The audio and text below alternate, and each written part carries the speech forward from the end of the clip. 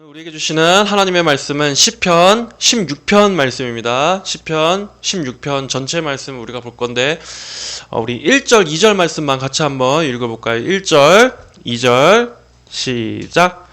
하나님이시여 나를 지키소서. 내가 주께 피합니다. 내가 여호와께 말씀드리기를 주님은 나의 주님이시오니 주님밖에는 나에게 복이 없습니다 하였습니다. 아멘. 자, 여러분, 이 성경에서 시편은 우리 성도들의 영혼을 가장 깊이 다루는 책입니다.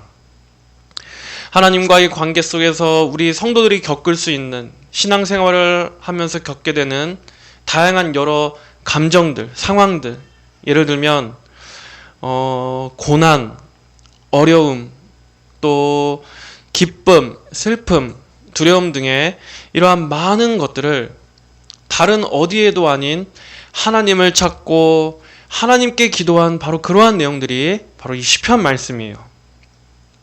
그래서 존 칼빈이나 과거의 종교개혁자들은 시편을 가리켜서 영혼의 해부학 또는 우리 영혼의 모든 부분을 비춰주는 거울 이렇게 부르기도 했습니다.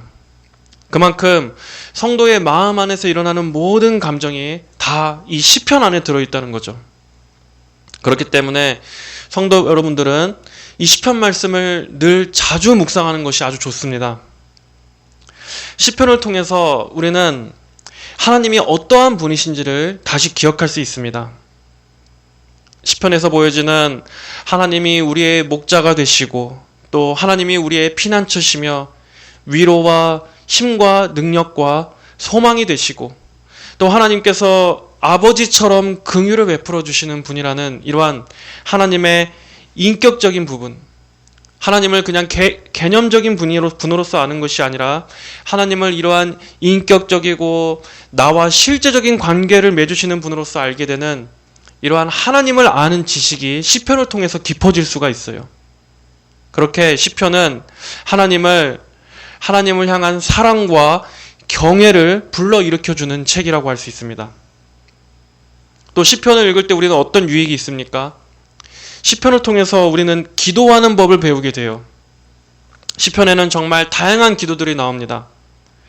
회개의 때의 기도, 또 탄식의 때의 기도, 또 억울함을 탄원하는 내용의 기도, 그리고 또 두려움과 절망의 때에, 또 환난과 고난의 때에, 감사와 찬양의 때에 우리가 어떻게 하나님을 찾아야 하는지를 시편은 가르쳐줘요.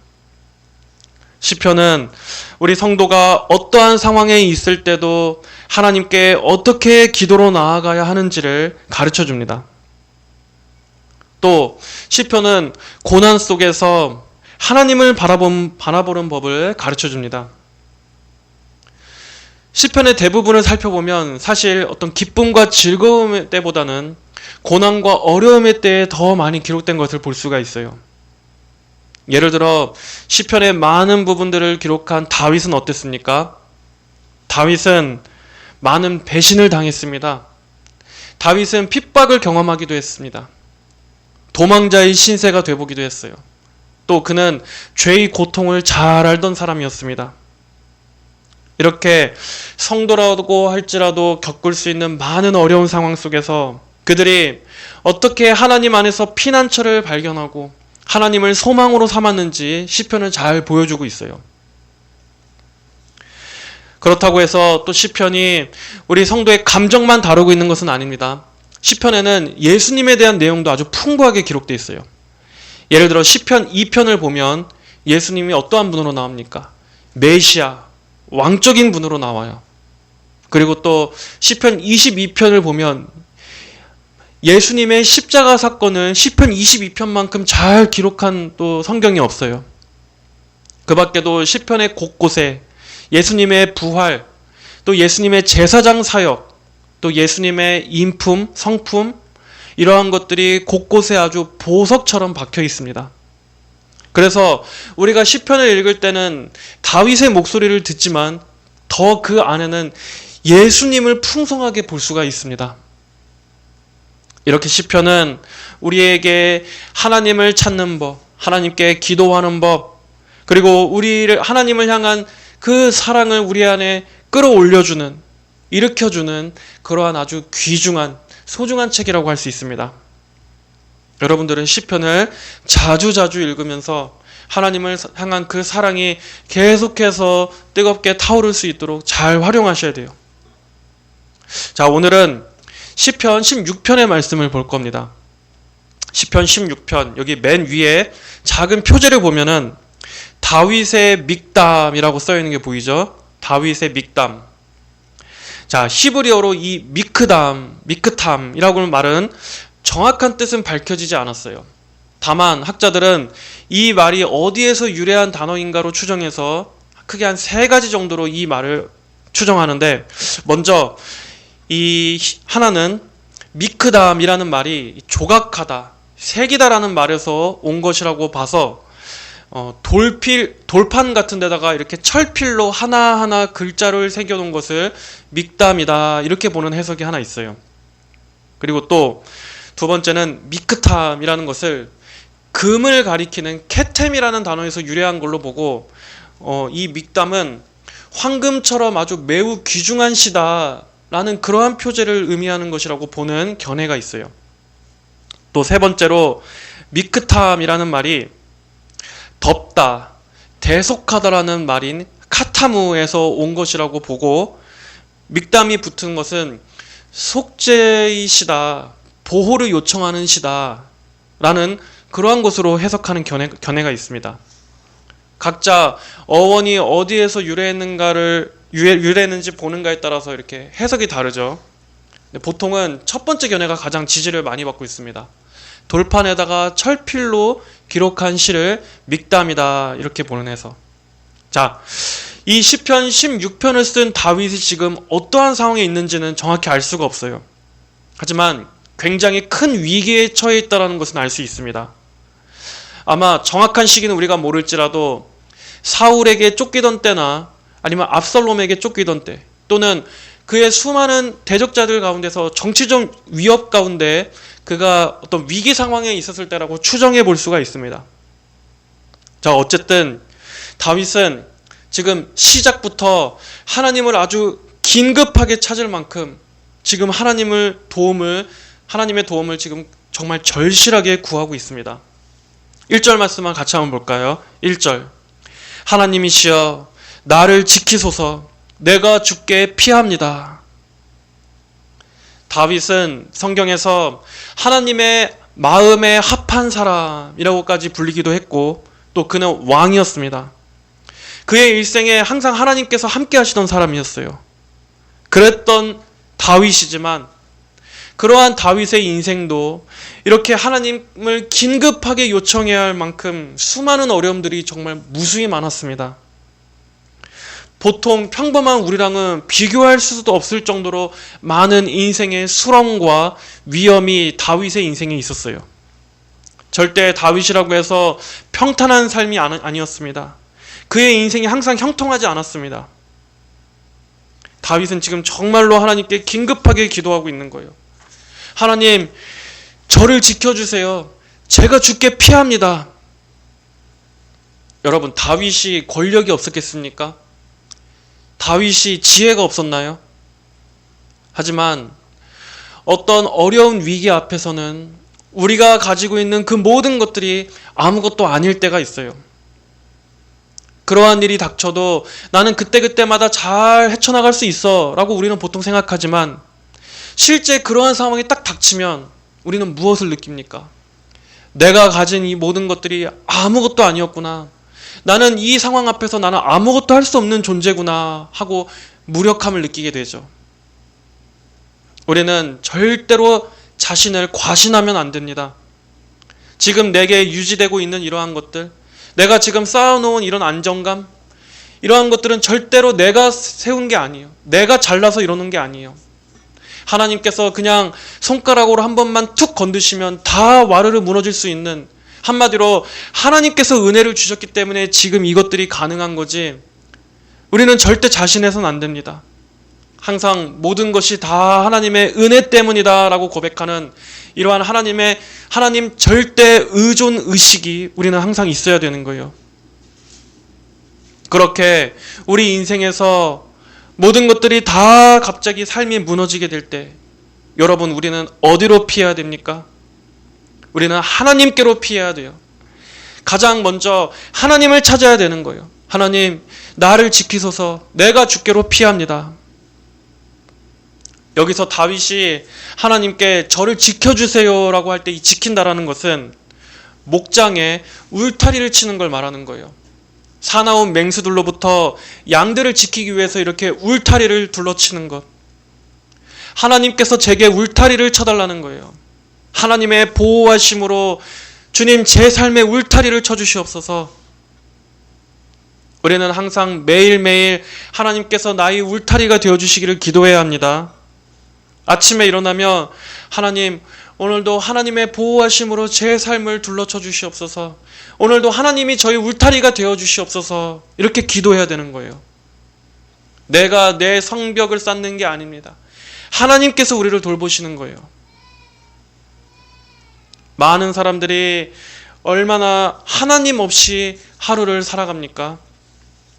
여러분, 근데 생각해 보세요. 어떻게 하나님의 보호 없이 하루를 살 그러한 자신이 있어요?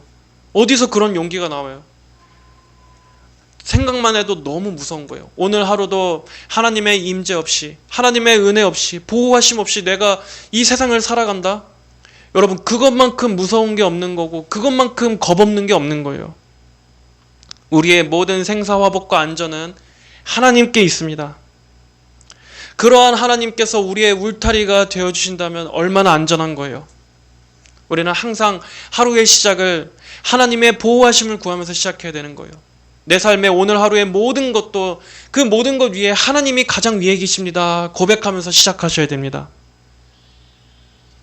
다윗은 하나님께로 피하는 것을 전혀 주저하지 않고 있습니다.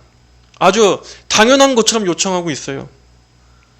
하나님께로 피합니다 하면서 내가 하나님께 나아가면 하나님께서 날 받아주실까? 내가 하나님께로 피하려고 하는데 하나님께서 나를 막으시진 않을까?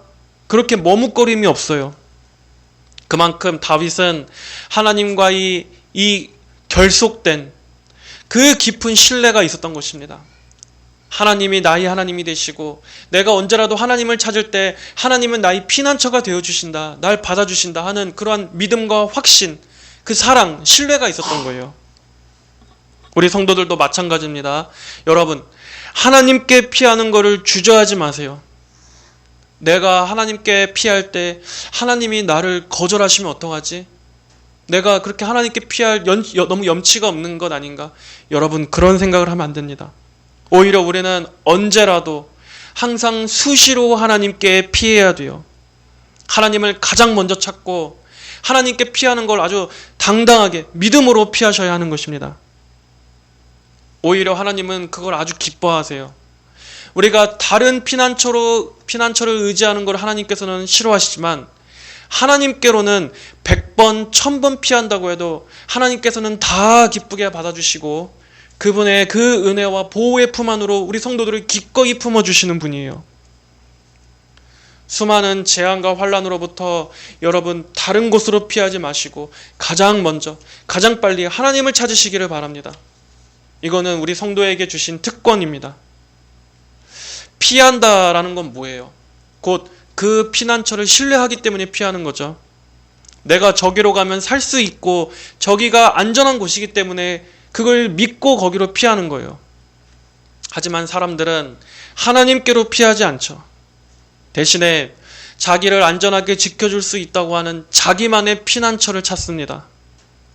돈을 피난처로 삼고 또 사람에게로 피하려고 하고 거길 향해 달려가는 거예요. 하지만 그러한 것들이 얼마나 빈약한 것인지는 그게 무너져 봐야 알 수 있습니다. 하나님께서는 우상의 헛됨에 대해서 자주 말씀하셨어요. 우상은 우리를 지켜주지 못한다. 우상은 우리를 보호막이 되지 못한다.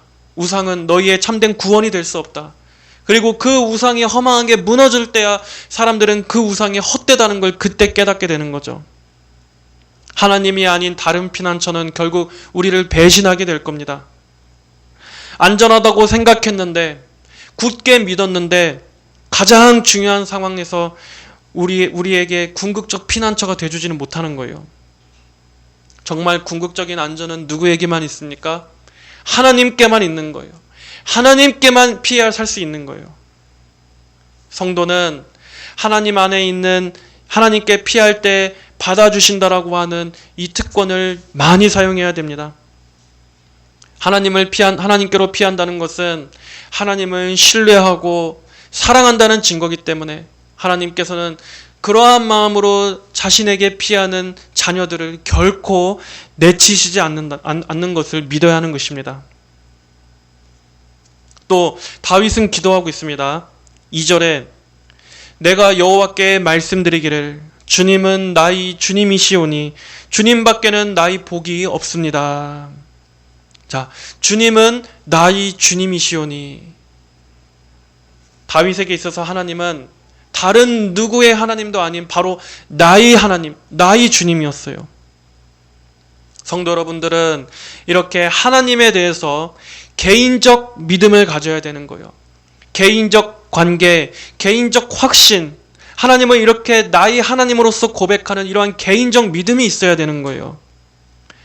하나님 하면 그저 멀리 있는 하나님, 먼 관념 속에 있는 하나님, 아직 내게 실제적으로 나의 하나님이라고 고백하기엔 뭔가 거리가 있는 하나님. 여러분, 그것은 아직 하나님이 나의 하나님이 되지 못한 상태인 거예요. 하나님이 나의 하나님이 되기를 기도해야 됩니다. 그래야만 그 신앙이 의미가 있는 거고 그게 정말 거듭나고 살아있는 신앙인 거예요. 그래야 하나님께 정말 참되게 진정으로 기도도 할 수 있게 됩니다. 하나님이 나의 하나님이 될 때 정말 그 하나님을 내가 믿고 신뢰하는 그러한 정말 개인적 신앙이 되는 거예요. 여러분에게 있어서 정말 하나님이 나의 하나님이십니까? 나의 주님, 내가 언제라도 피할 수 있는 나의 도움, 나의 힘, 나의 능력, 나의 사랑, 나의 유일한 소망이 되시는 나의 하나님, 내가 주님을 사랑합니다 라고 개인적으로 고백하는 그러한 하나님이십니까? 여러분, 그러한 하나님이 되게 해달라고 은혜를 주시기를 기도해야 되는 거예요. 여기서 또한 주님, 이 주님이라는 것은 주권자 또 주인이라는 뜻이에요. 저희 모든 생살 여탈권이 다 주께 있습니다.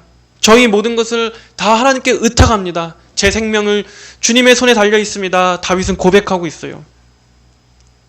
모든 주권이 하나님께 달려 있다라는 것. 내 삶의 좌지우지, 흥하고 망하고 하는 모든 것이 하나님 아버지께 달려 있다라는 것이 확실한 개인적 믿음일 때, 그럴 때 우리가 그런 하나님께 나를 온전히 의탁할 수가 있게 되는 거예요. 이렇게 이 믿음이라는 것이 정말 중요한 것입니다. 또한 주님밖에는 나의 복이 없습니다. 다윗은 고백하고 있어요. 다윗에게는 왕으로서 많은 걸 누릴 수가 있었죠.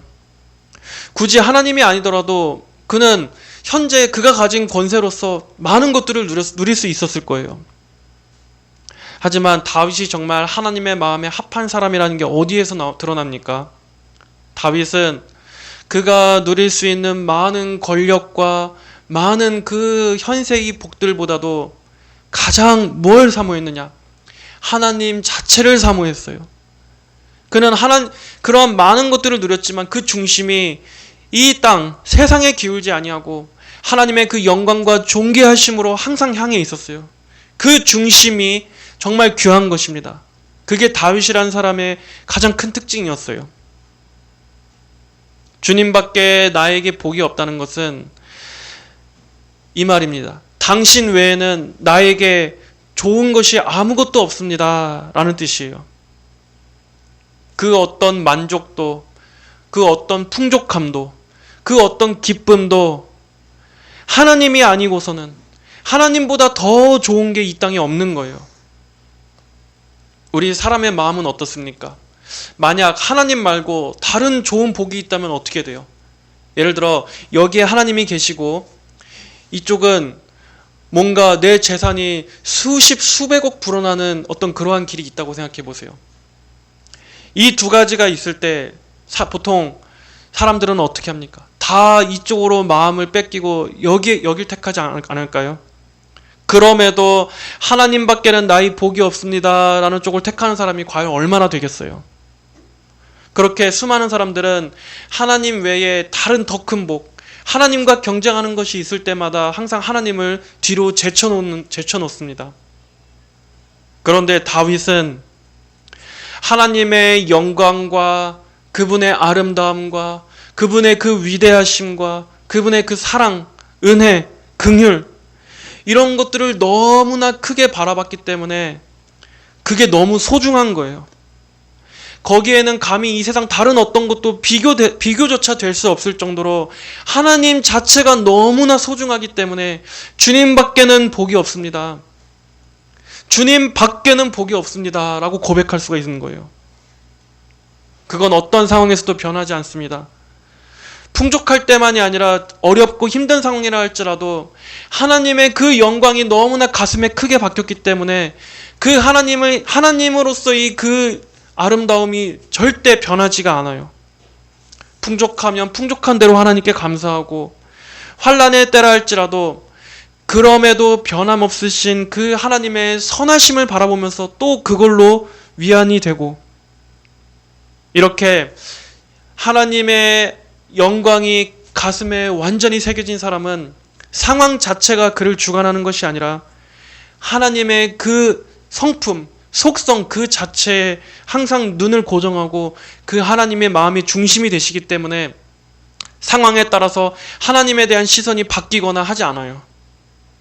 이렇게 하나님을 나의 전부로 삼는 사람을 하나님께서 어떻게 버리실 수가 있겠습니까? 우리에게도 주님밖에는 제게 복이 없습니다. 주님 외에는 다른 더 좋은 것이 제게 없습니다 하는 이러한 고백, 이러한 신앙이 되어야 하는 거예요. 어디에도 흔들리지 않고 항상 주님만이 나의 복이다. 주님만이 내게 가장 좋은 선이다. 주님 외에는 좋은 것이 아무것도 없다 하는 이러한 하나님이 가장 유일한 복. 여러분 정말 그러한 신앙이 되어야 합니다. 옛 청교도 목회자 중에 어떤 분이 설교 중에 이런 말을 했다고 합니다. 하나님이 없는 천국은 천국이 아니고 하나님이 계신 가난은 가난이 아니다. 그만큼 하나님이 없다면, 그곳에 하나님이 없다면 거기가 아무리 아름다운 천국이라 할지라도 천국이 아닌 거고, 또 설령 지금 좀 가난하고 부족한 것이 있다 할지라도 거기에 하나님이 계시면 그것은 비참한 가난이 아니라는 거예요. 중요한 것은 상황 자체가 복의 여부가 아니라 하나님이 지금 나와 함께 하고 계시는가, 그게 복의 기준이라는 것입니다. 바로 하나님 자신이 복이라는 거예요. 하나님이 우리에게 계시면, 하나님이 우리와 함께 계시면 그게 복입니다. 하나님께서는 그 어떤 복보다도 가장 귀하신 하나님 자신을 우리에게 주셨다라는 것을 우리는 잊으면 안 돼요. 땅에 있는 성도들은 존귀한 자니 나의 모든 기쁨이 그들에게 있구나. 자, 여기서 잠깐 화자가 다윗에게서 하나님께서 하시는 말로 이렇게 바뀐 것처럼 표현이 되고 있어요. 하나님께서 보시기에 이 땅의 성도들 한 사람 한 사람은 어떠한 존재입니까? 땅에 있는 성도들은 존귀한 자니. 하나님께서는 이 세상에 많은 위대한 것들이 있지만 그 안에 있는 우리 성도들 한 사람 한 사람, 그분의 자녀들을 아주 귀하게 보세요. 특별하게 보세요. 하나님의 눈은 이 넓은 땅에서 자녀를 향해 있습니다. 여기서 존귀하다라는 뜻은 다른 말로 아름답다, 영광스럽다라는 뜻이에요. 나의 모든 기쁨이 그들에게 있구나. 이게 하나님께서 자기의 자녀들을 보시는 마음입니다. 이 땅에는 수많은 사람들이 있죠. 권력자들도 있고 부자들도 있고 아주 높은 사람들도 있어요. 하지만 하나님께서 보시기에는 그러한 사람들과 비교할 수 없을 정도로 성도들은 귀한 존재다. 하나님의 눈은 항상 성도들을 향해 계시는 거예요. 하나님의 모든 관심은 다 자녀들에게 향해 계시는 거예요. 여러분, 세상의 기준으로다가 여러분 자신을 보고서 위축되거나 비관적일 그런 마음이 들 때마다 우리는 하나님의 눈으로 보실 때 나는 어떠한 존재인가 하는 걸 생각하셔야 돼요. 비록 세상적으로는 우리가 좀 부족하고 별 볼 일 없어 보일 수 있죠. 세상 사람들처럼 막 야망을 추구하고 어떻게든 그 성공을 위해서 막 자기를 위해서 그렇게 열심히 사는 사람들보다 우리 성도들이 뭐 속된 말로는 그래 조금 좀 부족할 수가 있어요. 하지만 하나님께서는 우리를 보실 때 우리가 세상적으로 얼마나 높고 뛰어나고 능력이 있느냐 그런 걸로 우리를 높게 보거나 낮게 보시질 않아요. 하나님은 이 세상의 평가 방식으로 자녀들을 평가하시지 않습니다. 오직 우리가 예수 그리스도 안에 있는가 그 자체만으로도 하나님께서는 자녀들을 존귀하게 소중하게 보시는 거예요. 비록 나는 좀 부족하지만 하나님을 신뢰하고 하나님의 사랑 안에 있다라는 이 자아상, 이것이 성도에게는 건강한 자존감, 건강한 그 바른 자존감을 심어주는 것입니다. 그러니까 우리는 항상 세상의 기준으로다가 날 평가하는 것이 아니라 하나님의 기준으로 날 봐야 되는 거예요. 하나님의 눈을 생각하자. 하나님께서 날 어떻게 보시는지 하나님 마음에 합한 사람이 되도록 내가 살아가자.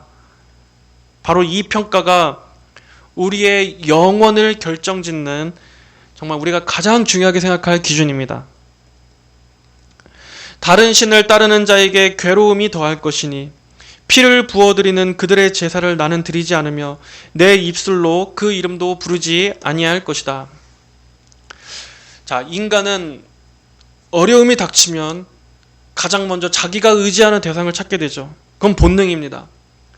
내가 가장 위기 때 내가 붙잡는 바로 그것이 나의 신인 거예요. 하지만 다윗은 나는 절대로 그리하지 아니하리라. 어떠한 상황에서도 나는 오직 하나님만을 절대 의지하리라. 지금 이렇게 결심하고 있어요. 여호와께서는 나의 유업과 내 자네의 몫이시니 주님은 내 분깃을 지키는 분이십니다. 이게 다윗의 고백이에요. 나는 다른 피난처를 찾지 않겠습니다. 오직 여호와만이 나의 유업과 내 자네의 몫입니다. 자, 여호와만이 나의 유업이다. 자, 여기서 유업은 이스라엘 12지파가 가나안 땅을 이제 분배받는 것, 땅을 분배받는 걸 가리키는 말이에요. 그러니까 재산, 땅을 분배받는 거죠. 그런데 다윗은 하나님께서 저희 유업입니다. 하나님이 저희 재산입니다. 라고 고백하고 있어요. 바로 하나님 자신이, 하나님께서 주시는 것이 아니라 하나님 자신이 저희 재산입니다. 세상 사람들은 하나님께서 주시는 것을 유업으로 삼지만 우리 성도들은 하나님 자신이 우리의 유업인 거예요. 하나님 그분 자체가 나의 재산이요 보물인 거예요. 사람들은 하나님께서 주시는 것만을 원하죠. 하지만 우리는 무엇을 원해야 합니까? 여러분, 우리는 무엇을 원해야 돼요? 하나님께로부터 오는 복을 원하는 게 아니라 하나님 자체를 원해야 되는 거예요. 하나님 그분을 갈망해야 되는 거예요. 여러분, 정말 하나님 자체를 갈망하고 계십니까? 정말 하나님으로부터 오는 어떠한 것 때문에 하나님을 사랑하는 것이 아니라 하나님의 그 하나님 되심, 그 하나님을 내가 원합니다. 하나님, 그 하나님을, 주님을 제가 원합니다. 이렇게 하나님께서 주시는 것들에 목마르지 말고 하나님 그분 자체를 목말라고 계십니까? 하나님을 원해야 하는 거예요. 하나님을 사모해야 되는 거예요. 하나님을 예배하는 자리에 남아서 하나님께서 주시는 어떤 응답, 하나님께서 주시는 어떤 형통함, 복, 그걸 바라지 마세요. 하나님을 먼저 원하셔야 합니다. 저는 하나님께 목마릅니다. 하나님께 주립니다. 하나님을 소유하기를 원합니다. 하나님을 만나기를 원합니다. 내 자네 몫이라는 것은, 내 자네 몫이라는 것은 내 삶을 채우는 분, 내 영혼을 채우는 분이라는 뜻입니다. 사람들은 자기의 영혼의 공허함을 채우기 위해서 거기에 막 뭔가를 다 우겨 넣죠. 막 인간은 항상 하나님 없이는 허덕이는 존재이기 때문에 그 빈 마음의 공백에다가 계속 끊임없이 뭔가를 채워야만 되는 존재예요. 하지만 여러분, 진짜 비어있는 이 영혼의 빈 잔에는 누구만이 채울 수 있습니까? 하나님만이 채우실 수가 있는 거예요. 그 무엇으로도 안 됩니다. 아무리 세상에 다른 즐거움, 보람, 다른 만족, 어떠한 즐거움을 찾아다닌다 할지라도 하나님, 그리고 또 하나님의 그 은혜와 생명, 하나님의 그 사랑으로 채워지지 않는 이상 다른 어떠한 것으로도 채워지지 않는다. 여러분, 여러분의 영혼에 빈 잔이 있습니까? 공허함을 느끼십니까? 텅 비어 있다고 느낍니까? 여러분, 그렇게 허한 여러분의 영혼을 하나님으로 채우십시오. 예수 그리스도로 채우십시오. 그 빈잔을 하나님께서 채워주시기를 여러분 기도하셔야 돼요. 우리는 그럴 때마다 먼 길을 돌아다닙니다. 어디 내 마음에 이 허전함을 채울 뭔가가 없을까? 내 삶에 어떤 풍성한 영감을 제공해주고 내 삶에 다시 어떠한 그 신선함, 어떤 활력을 제공해줄 뭔가가 없을까? 우리는 많은 데 돌아다닙니다. 많은 자극거리를 찾아요. 하지만 여러분, 하나님 그분 자체를 구해야 됩니다. 그게 가장 지혜로운 길이에요. 또 하나님은 우리의 분깃을 지키십니다. 자, 분깃이라는 말은 분배받은 재산, 나의 몫이라는 거예요. 세상의 분깃, 세상의 유업은 잃어버릴 수 있습니다. 배신을 당해서 다 날려버릴 수도 있고, 도둑 맞을 수도 있고, 또 손실이 날 수도 있고, 사라져버릴 수도 있는 거예요. 하지만 하나님께서 주신 이 분깃, 유업은 영원한 거예요. 하나님께서 우리에게 주신 이 유업은 무엇입니까? 그리스도 안에서 우리에게 주신 영적인 복들을 말하는 겁니다. 하나님과 교제하는 복, 그리스도 안에서 우리에게 주신 구원, 그분의 의, 또 그분의 영광, 생명, 도우심의 약속들, 그리고 영원한 하나님 나라, 이렇게 마침내 하나님과 완전히 누리게 될 그 저 천국, 하나님 나라의 영광, 그 변함없는 언약, 이러한 유업들을 하나님께서 지켜주신다. 하나도 손실나거나 썩어 좀먹어 없어지고 사라지는 것이 아니라, 배신당하는 것이 아니라 끝까지 영원히 하나님께서 보존해 주신다 하는 거예요. 여러분, 이렇게 우리 성도들은 하나님과 아주 굳게 결속이 돼서 모든 일평생 하나님께서 우리를 함께 하시고 영원까지 이것들을 지켜주신다. 여러분, 이게 얼마나 큰 복이에요.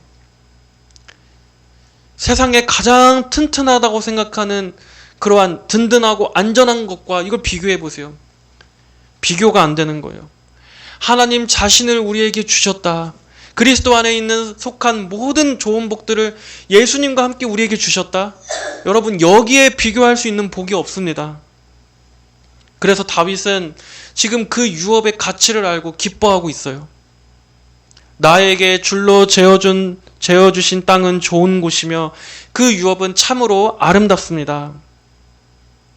하나님께서 주신 이 유업들이 얼마나 값지고 가치 있는 것인지 다윗은 노래하고 있어요. 그것들을 만족하고 있어요. 세상의 복들이 아니라 하나님께서 주신 이 복이 얼마나 정말 귀중한 건지 다윗은 알고 있다는 거죠. 이 가치를 알면 이게 최고의 복이라는 것을 자랑하게 됩니다. 이걸로 만족하게 돼요. 이것으로 인해 기뻐하게 돼요. 즐거워하게 돼요. 이어서 나를 교훈하시는 여호와를 내가 송축하니 참으로 밤마다 내 심장이 나를 훈계한다. 다윗은 여기서 또 다른 하나님의 면모를 지금 기도로 고백하고 있습니다. 하나님께서는 이렇게 피난처가 되시고 또 유업을 주시고 기쁨을 주시는 분이기도 하지만 여기서 또 다윗이 찬양하는 하나님은 훈계하시는 하나님이시기도 해요. 이러한 하나님의 면모를 다윗은 싫어하는 것이 아니라 이러한 하나님조차도 감사와 찬양의 대상으로 삼고 있습니다.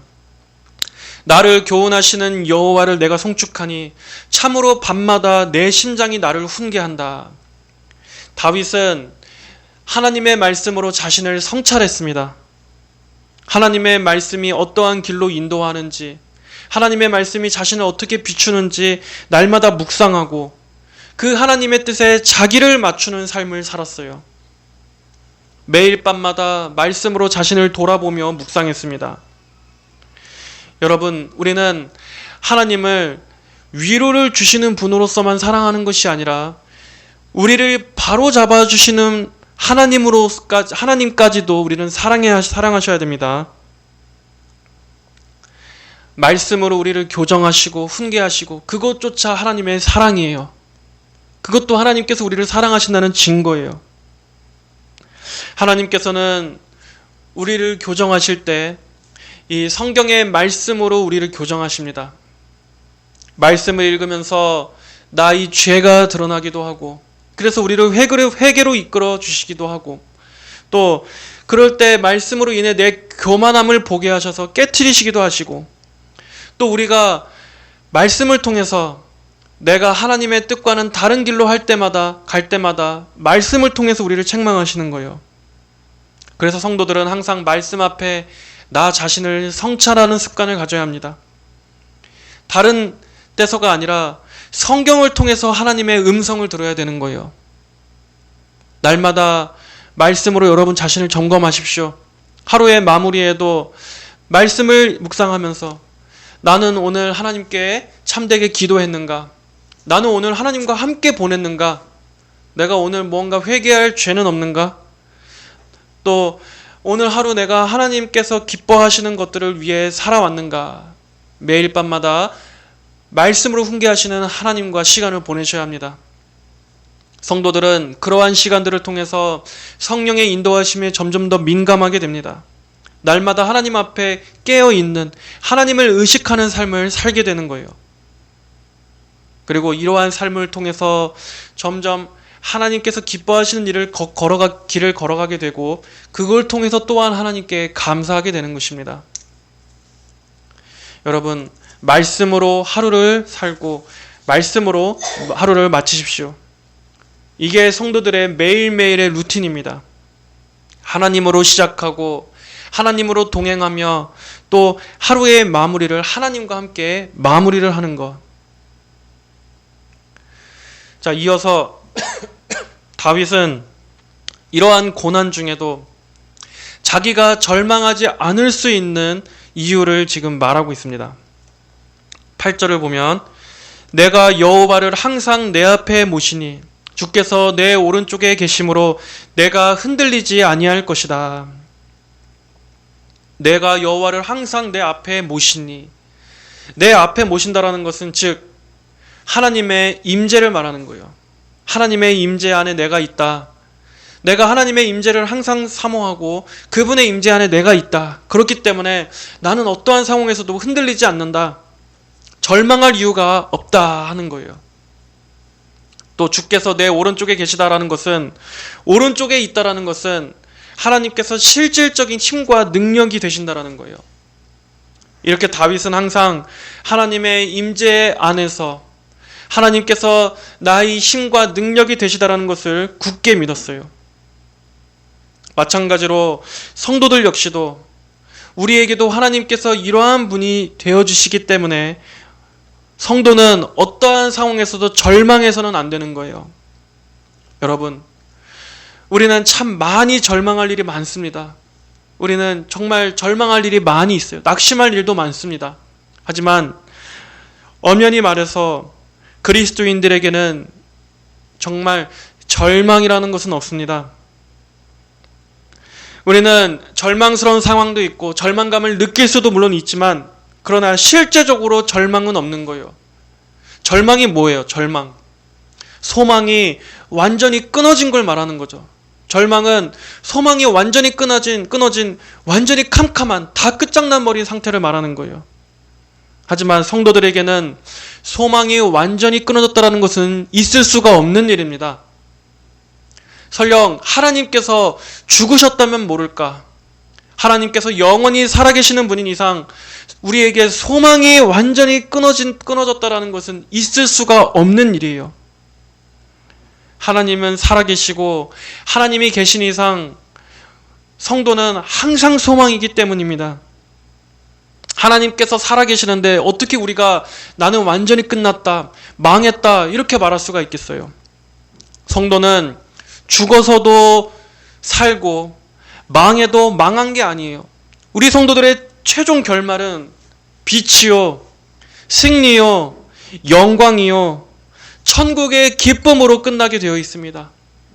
그렇기 때문에 우리는 어떠한 상황에서도 절망이라는 게 없는 거예요. 여러분, 이것을 굳게 믿어야 됩니다.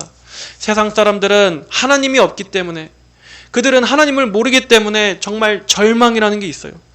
그들은 이 세상에서 승승장구할 때도 엄연히 보면 절망입니다. 소망이 없는 거예요.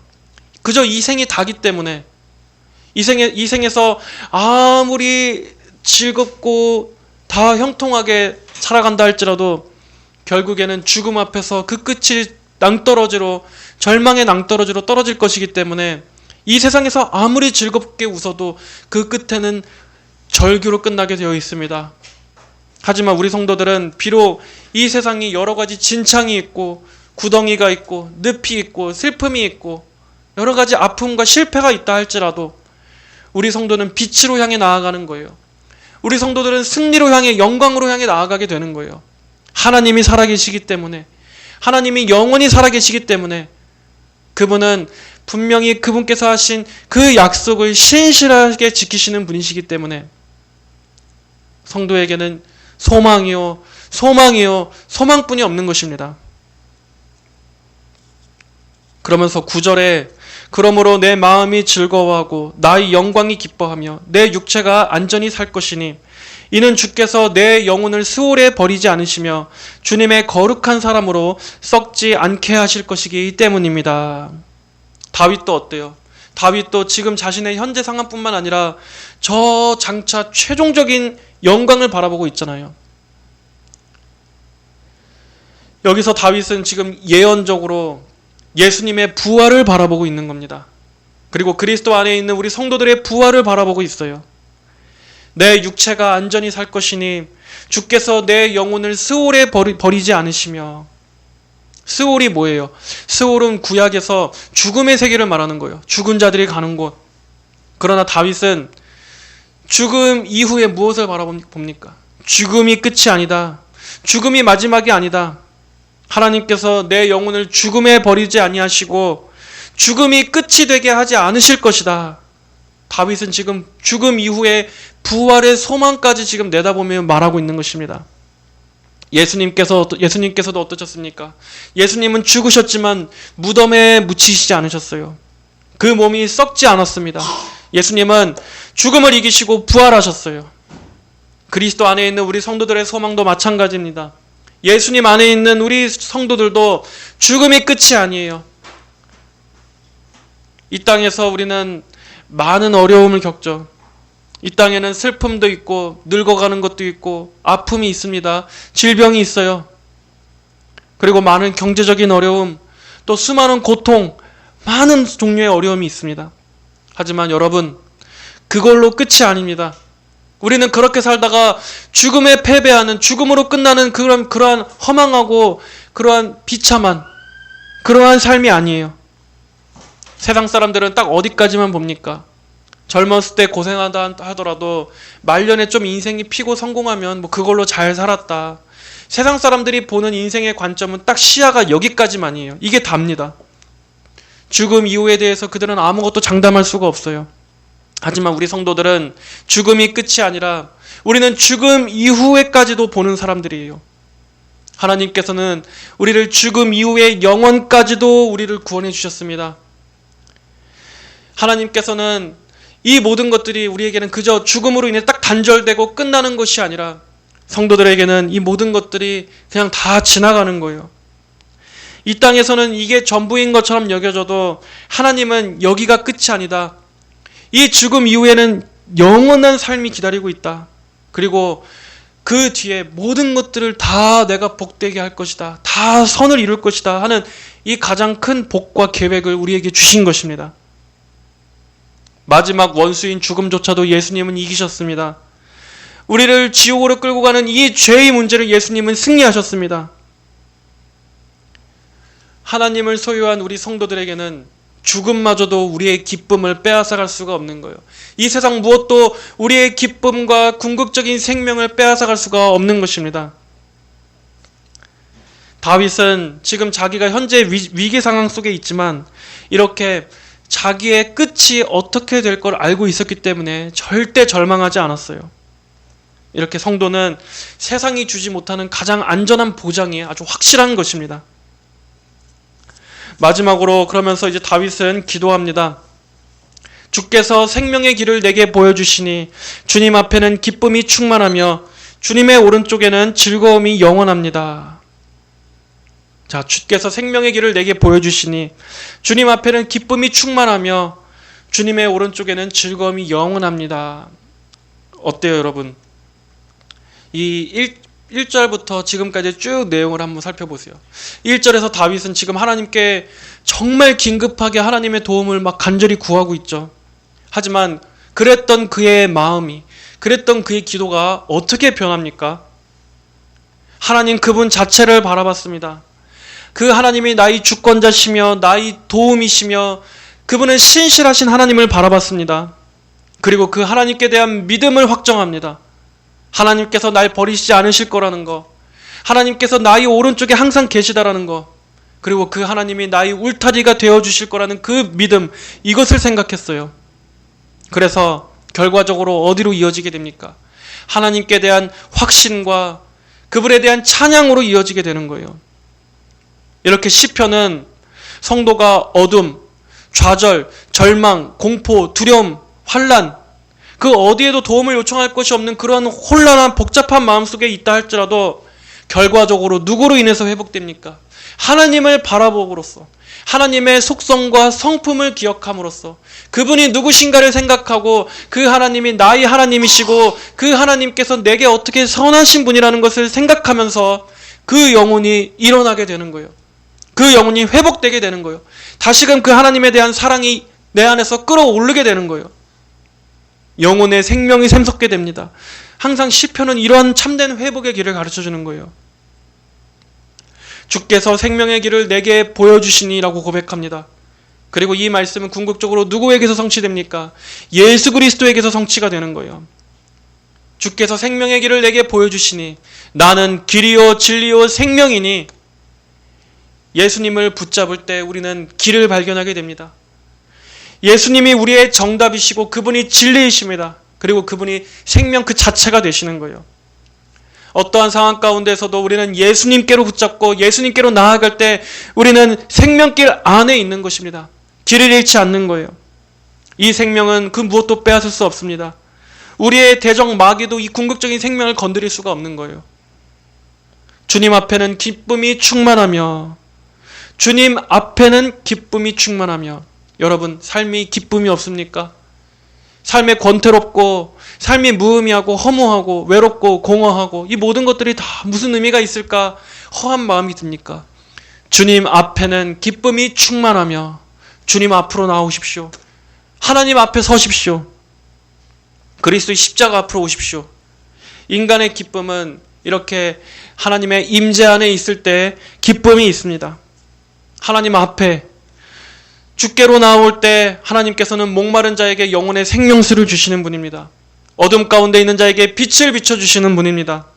기쁨이 없는 죽은 심령에게 참되고 생명이 샘솟는 그 즐거움을 주실 수 있는 분은 바로 예수님 앞에 나올 때 주님께서 주시는 거예요. 주님이 기쁨이 되신다. 주님께서 주시는 기쁨이 아니라 주님 자체가 너희 기쁨이 되신다. 세상 앞에는 기쁨이 충만하며 라고 말하고 있지 않죠. 세상 앞에는 기쁨이 충만하며가 아니에요. 세상은 아무리 갈구하고 마셔도 목마른 게 바로 이 세상입니다. 거기에는 우리의 갈증을 해결해 줄 물이 없어요. 한 방울도 없어요. 하지만 예수님께로 나오면은 우리는 이것이 진정으로 하나님께서 말씀하신 그 기쁨이구나. 영혼의 기쁨이란 그 기쁨의 단맛이라는 것이 바로 이런 것이구나라는 걸 우리는 체험적으로 알게 돼요. 그래서 우리는 떠날 수가 없게 됩니다. 한번 예수님께서 주시는 이 생수를 맛본 사람은 절대 예수님에게서 떠날래야 떠날 수가 없는 거예요. 이것이 진짜 기쁨이구나. 인간은 바로 이것이 채워져야 사는 거구나. 이 영혼의 생명과 기쁨이 우리 인간에 사는데 가장 본질적인 필요구나. 이거를 알게 되면 이 기쁨을 맛본 사람은 설령 세상에 잠깐 방황할 수 있어도 다시 주님께 돌아오게 됩니다. 주님을 떠날 수가 없어요. 왜냐하면 세상을 아무리 둘러봐도 결국에는 목마르다라는 것을 다시 한번 확인하는 것뿐이기 때문에 예수님은 그걸 채워주시는 분입니다. 주님의 오른쪽에는 즐거움이 영원합니다. 여러분, 주님 주시는 즐거움은 시간이 지나면 사라지는 게 아닙니다. 이 땅에서만 한시적인 게 아닙니다.